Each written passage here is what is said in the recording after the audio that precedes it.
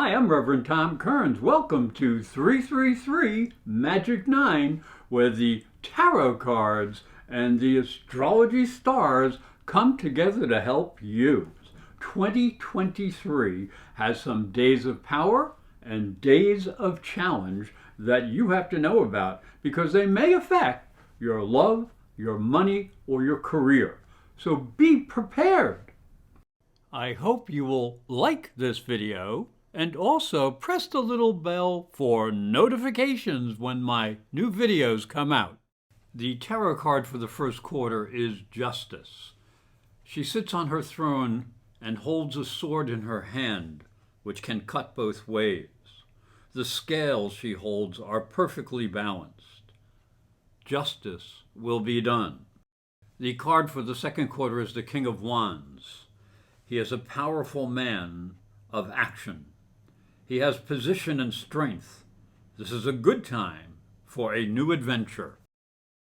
The tarot card for the third quarter is the Five of Wands.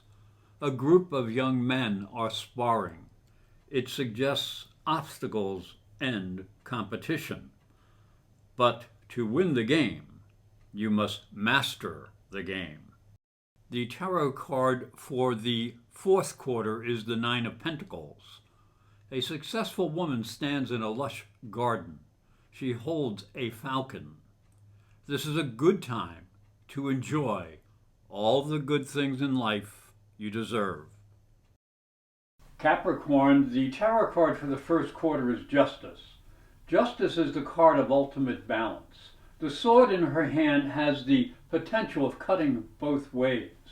The scales are in perfect balance, suggesting a positive flow between the past and the future. As we stand on that precipice, we can see there are needed changes that should be made. Well, we can also see that some would pervert justice and turn the system to their advantage. May true justice be done. Now, as we look down into the astrology, the year begins with 4 planets in your sign and your first house. Now, this is a great time to look at what you need to change in your approach to expressing yourself and the way you appear to others. Mars will go direct in your 6th house, energizing activities in work, health, and your daily routines. And Mercury will go direct on the 18th, helping you with travel and communication. So that's really good. Now, Venus will conjunct Saturn on the 24th.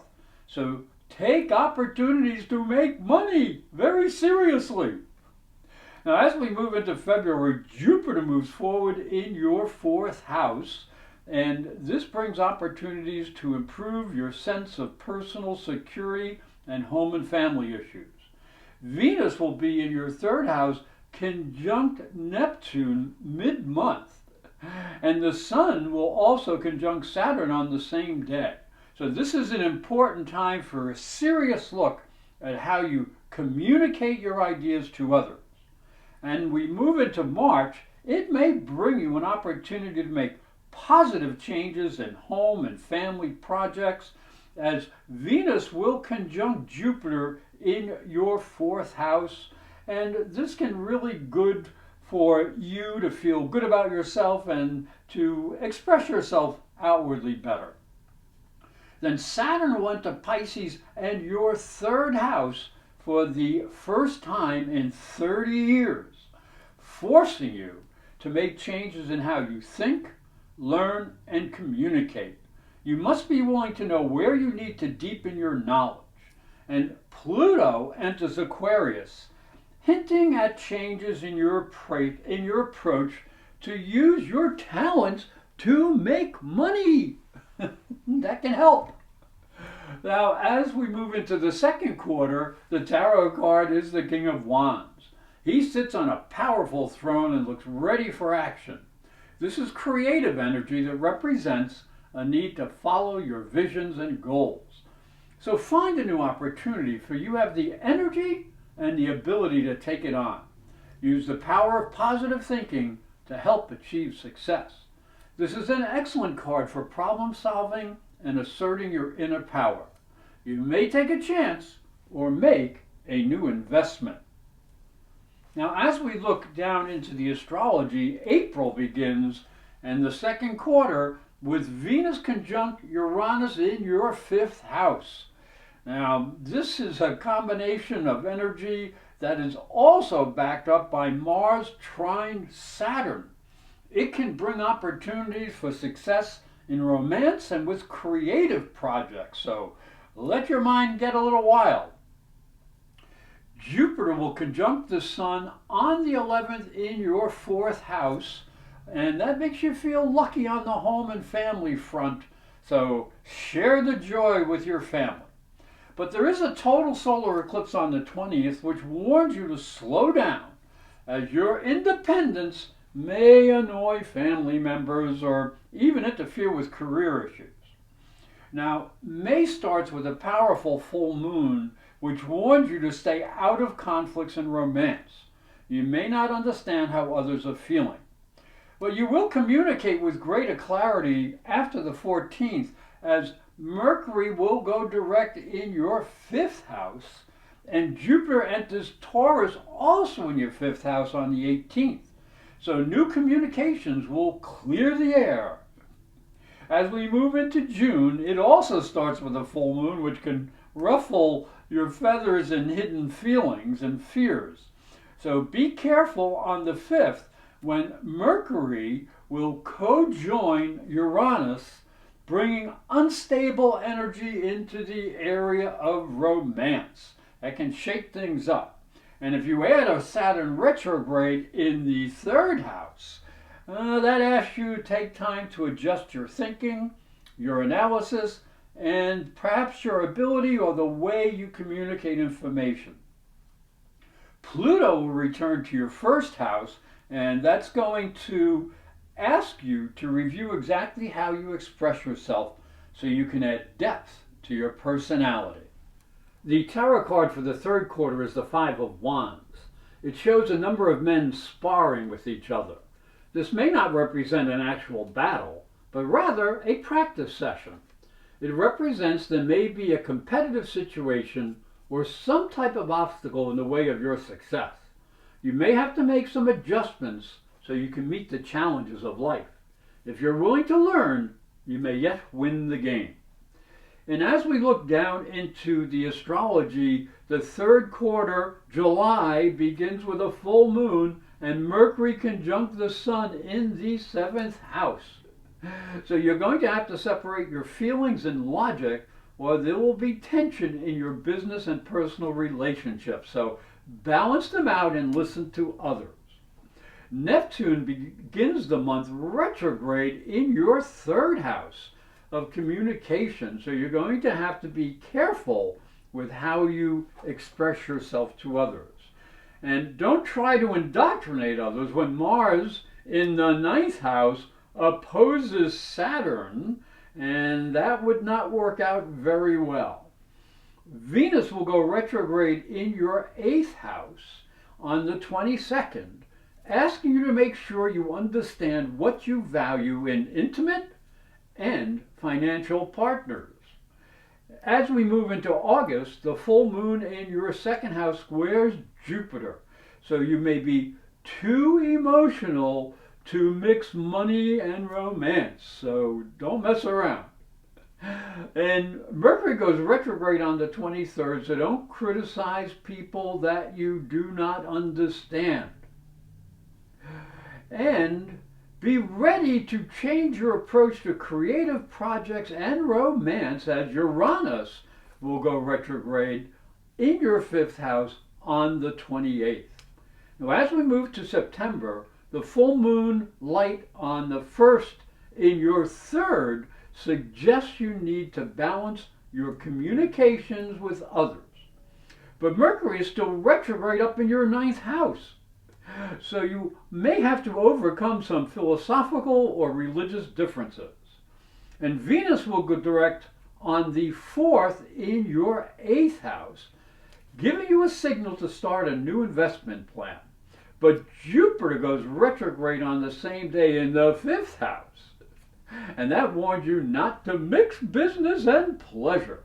Some confusion will clear up after the 15th as Mercury will go direct in your ninth house of understanding. The tarot card for the fourth quarter is the Nine of Pentacles. This card shows a woman standing alone in a lush garden. She is well dressed and a falcon is on her hand. She represents a sense of accomplishment and security. She may also signify the ability to attract all the good things in life.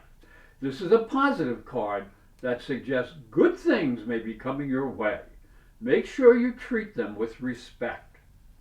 Now, as we look into the astrology for the fourth quarter, October begins with confusion in the air and a sense of conflict, because Mercury is going to be opposing Neptune in your third house, and that warns you to focus yourself on communications. Watch what you say. And Mars, up in the 10th house, will make three major aspects which warn you to control friction between your career and your home and family duties.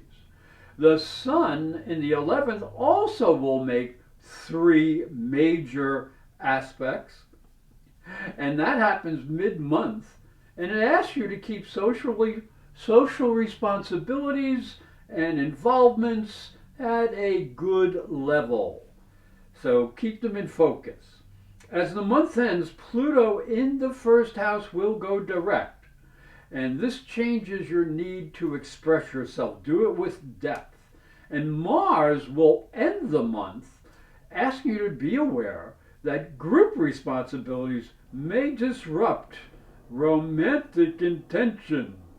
Now, as we move into November, it starts with three powerful oppositions pitting your need for social networking against your need to be romantic. You may need to balance these energies out as well. And Mars in the 12th house is very active, so you'll have to know when to focus on highly personal issues, because both the Sun and Mars will be squaring Saturn in the third house. And this is the house of communications and close relatives. So be kind. As we move into December, it has 5 Venus aspects that point to needing self-control leading up to the holidays. So don't forget your spiritual roots. And the month ends with both Venus and Mars in that 12th house. And that asks you to focus on sharing your energy and your love with those who need you the most. Hi, I'm Reverend Tom Kearns, and this is my story. If you are a spiritual seeker, it may help you on your journey. I believe your spiritual development is as important as your religion. If you look at Christianity, it focuses on the life of Jesus. But Jesus was never a Christian. He was Jewish. If this thought intrigues you, you'll enjoy my new book, Light from Water, Freeing Jesus. It's available on Amazon.com and through fine bookstores. And it may help you on your spiritual journey. Thank you for watching. Thank you for listening. Please like this video, subscribe, and ring the little bell to be notified when new videos come out. And if you'd like to arrange a private psychic and spiritual reading with astrology, just go to my website, internetpsychicreadings.com or professorastrology.com.